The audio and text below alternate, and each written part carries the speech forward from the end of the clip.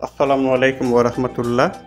সমস্ত ব্যবসায়ী ভাইদের উদ্দেশ্যে বলছি, আমাদের স্ক্রিনে দেখানো প্রতিটি ইকুইপমেন্ট শর্ত সাপেক্ষে দেশের যে কোনো প্রান্তে পাড়া হবে, হোক সেটা বাংলা প্রজেক্ট, চাইনিজ প্রজেক্ট অথবা জাপানি প্রজেক্ট।